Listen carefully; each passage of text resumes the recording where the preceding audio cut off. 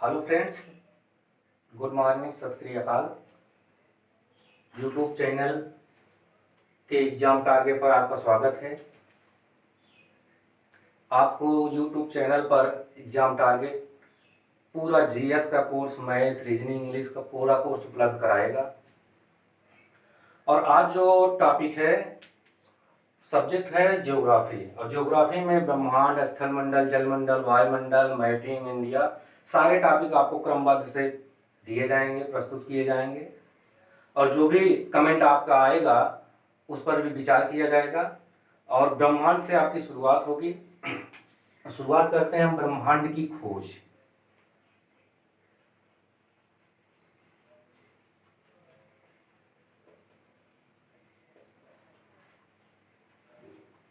ब्रह्मांड की खोज जैसे मानो एक जिज्ञासु प्राणी प्रारंभ से ही यह प्रकृति के बारे में लगातार जानने के बारे में प्रयास रहा। और इस क्रम में एक विद्वान आते हैं, क्लाउडियस टालमी।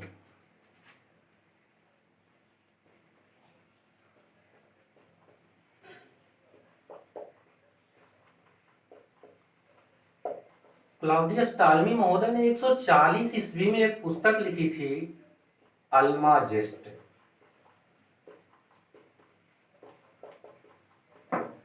और इस पुस्तक में उन्होंने ब्रह्मांड के संबंध में बहुत सारी चीजों के बारे में बताया था। और इन्होंने बताया कि ब्रह्मांड के केंद्र में हमारी पृथ्वी और सारे आकाशीय पिंड, ब्रह्मांडीय पिंड उसका चक्कर लगा रहे हैं। और इनकी यह संकल्पना भू केंद्रित संकल्पना के नाम से जानी गई। भू केंद्रित संकल्पना, जियोसेंट्रिक कॉन्सेप्ट, जियोसेंट्रिक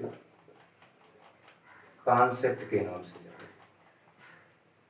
इन्होंने क्या कह दिया कि ब्रह्मांड के केंद्र में हमारी पृथ्वी स्थित है और सारे ब्रह्मांडीय पिंड उसका चक्कर लगा रहे हैं। और इनका तर्क यह था कि मानव जो है ईश्वर की सर्वश्रेष्ठ रचना है और मानव धरती पे रहता है, इसलिए ब्रह्मांड में धरती का अद्वितीय स्थान होना चाहिए। और उसको केंद्र में रखकर उसको बता दिया कि सारे ब्रह्मांडीय पिंड पृथ्वी का चक्कर लगा रहे हैं। और यह संकल्पना लगभग 1400 सालों तक मान्य रही। और यहां तक कि यह संकल्पना धार्मिक पुस्तकों में भी शामिल कर लिया गया। और जब कोई भी चीज धर्म की पुस्तकों में शामिल हो जाती है तो उसका विरोध कर पाना संभव नहीं होता है। इसके साथ भी यही हुआ कि भू केंद्रित संकल्पना का विरोध काफी समय तक नहीं हो सका। जबकि हम सबको पता है, आज तो ये पता है कि यह संकल्पना आज गलत है। लेकिन एक समय आता है यूरोप में पुनर्जागरण का काल। और पुनर्जागरण के काल में ज्ञान, विज्ञान, तर्क, विवेक का विकास हुआ।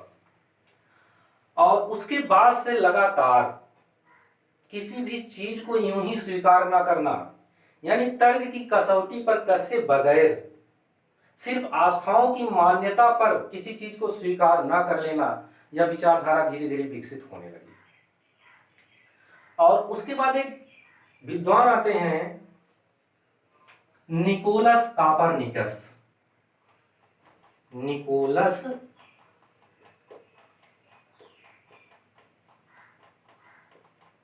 कापरनिकस, इन्होंने एक पुस्तक लिखी थी, डी रियोलुशनीबस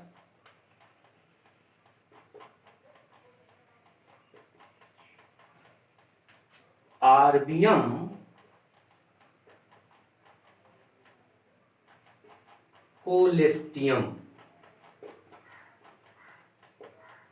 और इस पुस्तक में उन्होंने टालमी की जो विचारधारा थी, यानी भू केंद्रित संकल्पना का इन्होंने विरोध किया था और खंडन किया था। लेकिन इन्होंने खंडन तो किया, पुस्तक लिख दिया, लेकिन यह पुस्तक इनके जीते जी प्रकाशित नहीं हुई। क्योंकि इनको भी डर था कि जहां राजा महाराजा सत्ता होती है, उनके अपने ही विचार कानून होते हैं। ऐसे में इनकी जब पुस्तक बाद में पढ़ी गई तो उसमें था कि जो टालमी की विचारधारा थी भू केंद्रित संकल्पना की, कि ब्रह्मांड के केंद्र में पृथ्वी है और सारे ब्रह्मांड पिंड उसका चक्कर लगा रहे हैं, उसका इन्होंने विरोध किया और इन्होंने बताया कि ब्रह्मांड के केंद्र में पृथ्वी ना होके हमारा सूर्य है और सारे ब्रह्मांडीय पिंड सूर्य का चक्कर लगा रहे हैं। यहाँ तक कि हमारी पृथ्वी भी यहाँ तक कि हमारी पृथ्वी भी सूर्य का चक्कर लगा रही है। और इनकी यह संकल्पना सौर्य केंद्रित संकल्पना के नाम से जानी गई। सौर केंद्रित संकल्पना, हेलियोसेंट्रिक कॉन्सेप्ट, हेलियोसेंट्रिक कॉन्सेप्ट। अब आप लोगों ने देखा कि एक विचारधारा जो काफी लंबे समय तक प्रचलित थी और आज यह संकल्पना बदल गई 1400 सालों के बाद, और सौर्य केंद्रित संकल्पना के नाम से इसे जाना गया। और आज अगर हम, जो इन्होंने कहा था कि ब्रह्मांड के केंद्र में, अगर ब्रह्मांड शब्द हटा दिया जाए, वहां सौरमंडल शब्द जोड़ दिया जाए, तो आज भी इनकी संकल्पना क्या है? सत्य है। इस ज्ञान विज्ञान के विकास क्रम में आगे आता है जॉन केपलर का नाम। किनका नाम आ गया? John Kepler. जॉन केपलर महोदय ने निकोलस कॉपरनिकस की संकल्पना का समर्थन किया और उस समय उन्होंने ग्रहों की गति से संबंधित 3 नियम का प्रतिपादन किया। कितने नियमों का?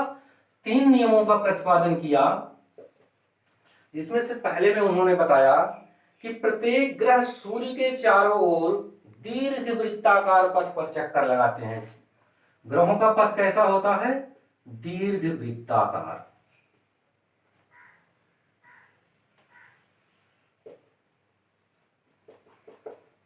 प्रत्येक ग्रह सूर्य के चारों ओर किस पथ पर चक्कर लगा रहे हैं? दीर्घ वृत्ताकार पथ पर चक्कर लगा रहे हैं और सूर्य उसके एक फोकस पर स्थित होता है। दूसरा उन्होंने नियम दिया, ग्रह और सूर्य को मिलाने वाली रेखा, ग्रह और सूर्य को मिलाने वाली रेखा समान समय में समान क्षेत्रफल तय करती है। समान समय में समान क्षेत्रफल तय करती है। अब जरा विचार करिए कि यहां से यहां तक ग्रह को मिलाने वाली रेखा लंबी है, अगर थोड़ी सी भी दूरी चलता है तो क्षेत्रफल काफी अधिक होगा, लेकिन अगर उतने ही समय में यहां पर उसके बराबर क्षेत्रफल तय करना होगा तो लंबी दूरी तय करनी पड़ेगी। लंबी दूरी तय करनी पड़ेगी उतने ही समय में, तो वेग उसका अधिक होगा। यानी आप दूसरे शब्दों में कह सकते हैं कि जब ग्रह सूर्य से अधिकतम दूरी पर होता है तो उसकी चाल न्यूनतम होती है, और जब न्यूनतम दूरी पर होता है तो उसकी चाल अधिकतम होती है। अगर किसी ग्रह की 3 स्थितियां दिखा दिया जाए, M1, M2, M3 और M4, आपसे पूछा जाए कि ग्रह की चाल उपरयुक्त चित्र में या इस सामने वाले चित्र में कहां पर ग्रह की चाल न्यूनतम होगी तो कहां पर अधिकतम होगी, तो आपका आंसर क्या होगा कि ग्रह की चाल M4 स्थित पर अधिकतम होगी और M2 पर न्यूनतम होगी। अब तीसरा नियम जो आप लोग सब जानते हैं कि T² प्रोपोर्शनल टू R3, जहां T ग्रहों का नक्षत्रीय काल है और R उसके दीर्घ वृत्ताकार पथ का अर्ध व्यास है, जिसको सामान्यतः आप कह सकते हैं त्रिज्या है या औसत त्रिज्या होती है। अधिकतम और न्यूनतम का औसत होता है। इसके बाद आ जाते हैं आपके विद्वान गैलीलियो गैलीली।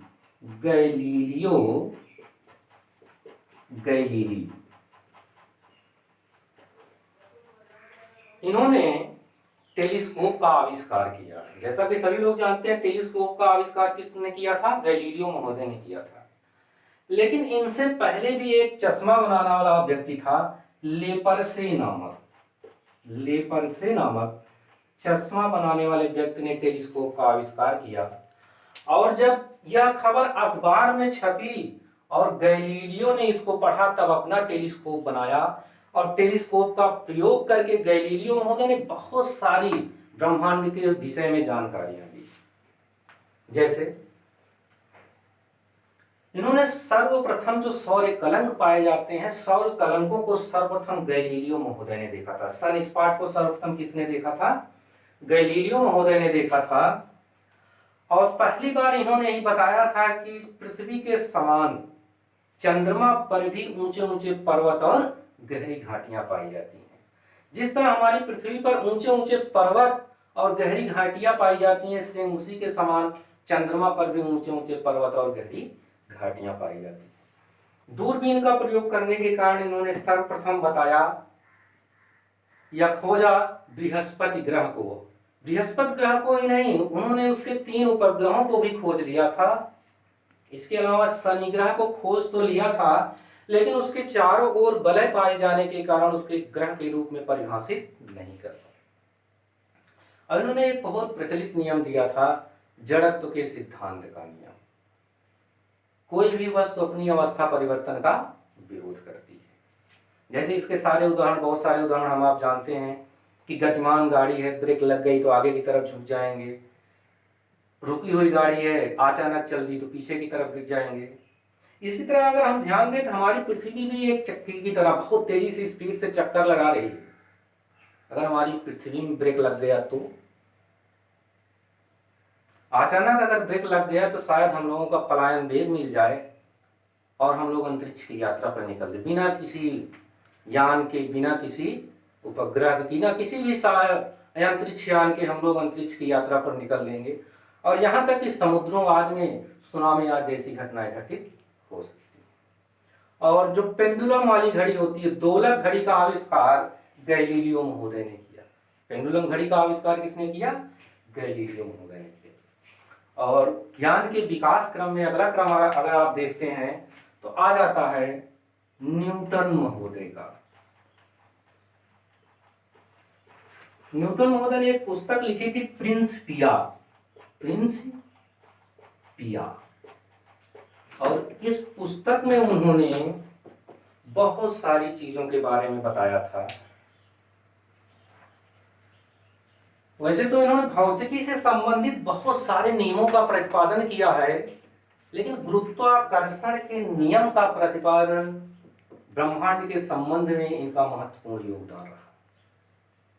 और इन्होंने एक बार कहा था कि जैसे जैसे हमारा ज्ञान बढ़ता जा रहा है, ब्रह्मांड की सीमा बढ़ती चली जा रही है। यानी हम कभी सोचते थे कि ब्रह्मांड इतना है, तो इतने में जानकारी मिली, लगा कि ब्रह्मांड और बड़ा है। यानी जैसे जैसे हमारे ज्ञान का विकास होता जा रहा है, वैसे वैसे ब्रह्मांड की सीमा विस्तारित होती चली जा रही है। और इस क्रम में आगे आ जाते हैं Edwin P Hubble. Edwin P Hubble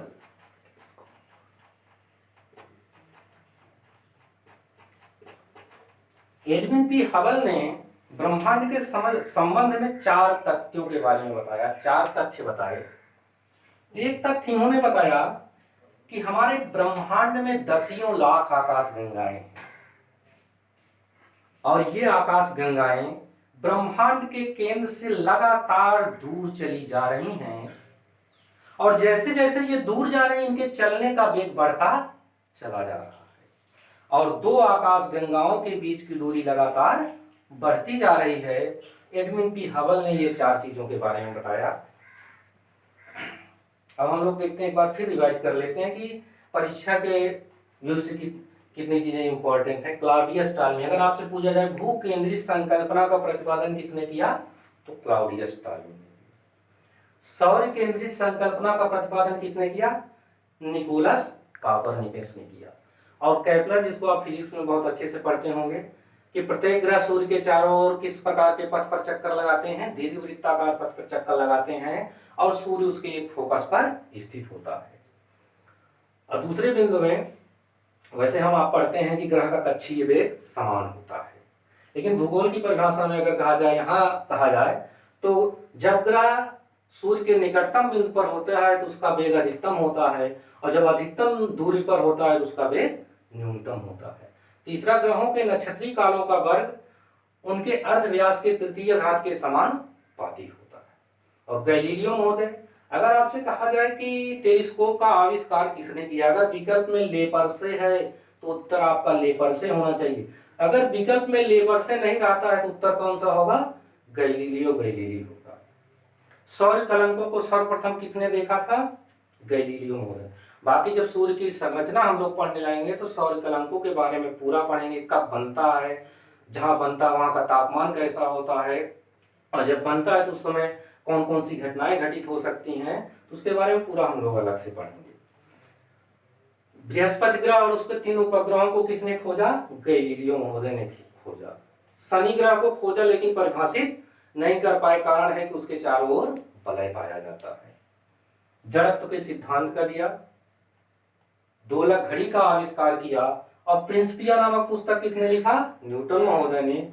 और गुरुत्वाकर्षण के नियम का प्रतिपादन किसने किया, न्यूटन महोदय। और एडविन पी हबल ने बताया कि ब्रह्मांड में दसियों लाख आकाश गंगाएं हैं, ये आकाश गंगाएं ब्रह्मांड के केंद्र से दूर उड़ी जा रही हैं, और जैसे जैसे दूर जा रही इनके चलने का वेग बढ़ता जा रहा है, साथ ही 2 आकाश गंगाओं के बीच की दूरी लगातार बढ़ती जा रही है। हम लोगों ने कुछ ये देखा कि कैसे विज्ञान का या ज्ञान विज्ञान का प्रसार हुआ। अब हम लोग अगले टॉपिक में देखेंगे कि ब्रह्मांड की उत्पत्ति। अगले टॉपिक में हम लोग देखेंगे कि ब्रह्मांड की उत्पत्ति कैसे हुई। जैसे कि घटना में कभी आपने सुना होगा लार्ज हैड्रॉन कोलाइडर मशीन, जिसे जिनेवा में स्थापित किया गया है, पृथ्वी के नीचे 10 फीट नीचे 27 किलोमीटर लंबी है, जिसमें प्रोटॉनों को प्रकाश की चाल से टकराकर ब्रह्मांड की उत्पत्ति के विषय को समझने का प्रयास किया गया, और एक नए पार्टिकल की खोज हुई जिसके बारे में कहा जा रहा है कि ब्रह्मांड की उत्पत्ति उसी से हुई है, और उसका नाम रखा गया हिग्स बोसान। ये तो वर्तमान की बात है, उस पर रिसर्च हो रहा है, लेकिन हम लोग देखेंगे ब्रह्मांड की उत्पत्ति के विषय में यहाँ पर 3 संकल्पनाओं के बारे में, 3 परिकल्पनाओं के बारे में देखेंगे। एक जो सबसे ज्यादा मान्य परिकल्पना है वह है big bang theory. Big bang देखेंगे, महाविस्फोट की संकल्पना कैसी है, महाविस्फोट की संकल्पना, big bang hypothesis. Big bang hypothesis, इस संकल्पना के प्रतिपादक अबे जॉर्ज लेमेंतियर हैं। अबे जॉर्ज लेमात्रे या लेमेंतियर लिखा जाता है। और एक दूसरी संकल्पना है साम्यावस्था की संकल्पना। कौन सी संकल्पना, साम्यावस्था की संकल्पना, steady state hypothesis. Steady state hypothesis. और इस संकल्पना के प्रतिपादक हैं थॉमस गोल्ड और हरमन बांडी। थॉमस गोल्ड और हरमन बांडी। ये जो तीसरी संकल्पना आप पढ़ेंगे दोलन संकल्पना। दोलन संकल्पना, पल्सेटिंग हाइपोथेसिस। पल्सेटिंग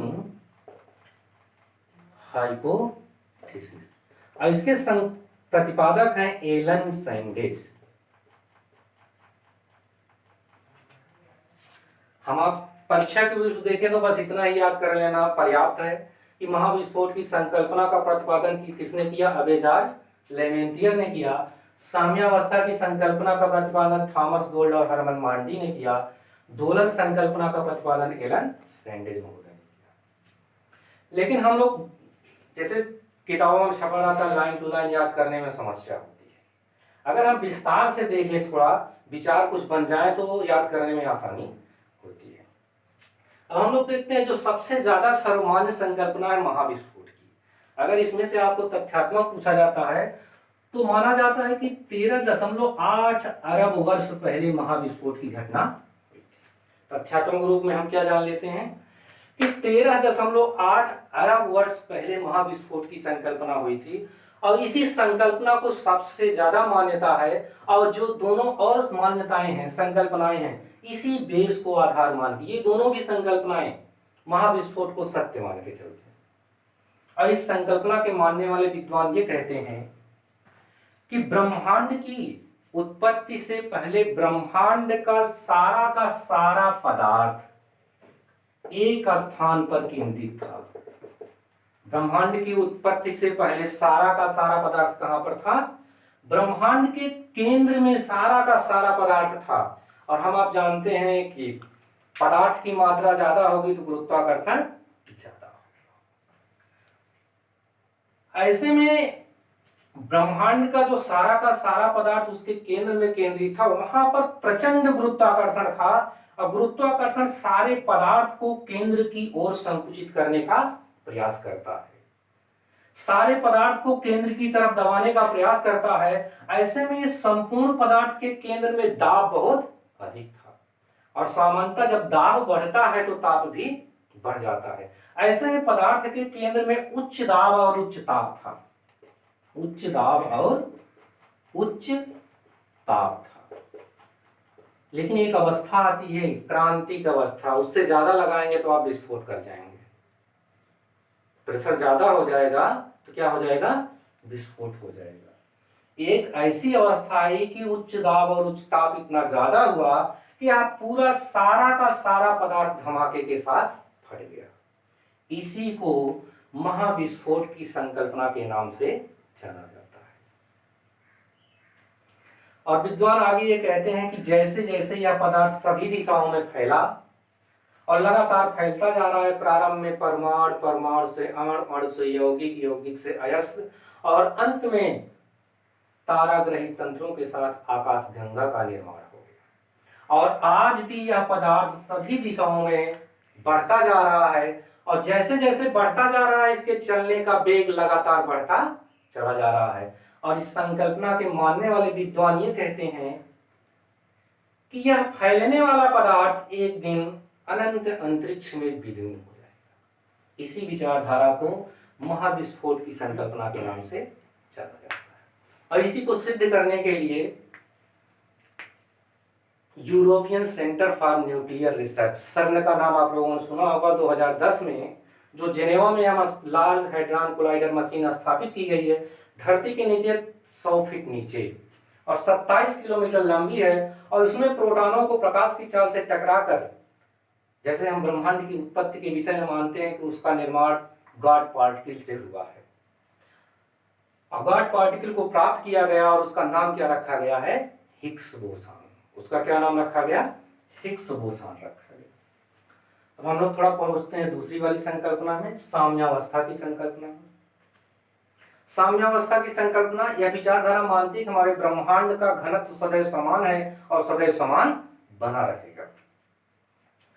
साम्यावस्था की संकल्पना के मानने वाले विद्वान कहते हैं कि महाविस्फोट हुआ था और महाविस्फोट के पश्चात सारा का सारा पदार्थ फैल रहा है और जैसे जैसे फैल रहा है इसका वेग बढ़ता जा रहा है। यहां तक तो हम लोगों ने देखा था महाविस्फोट की संकल्पना में।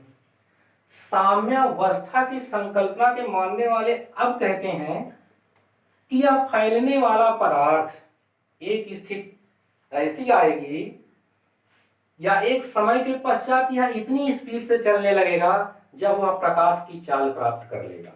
अब कोई भी पदार्थ जब प्रकाश की चाल प्राप्त कर लेगा तो E बराबर mc स्क्वायर के अनुसार किस में परिवर्तित होने लगेगा?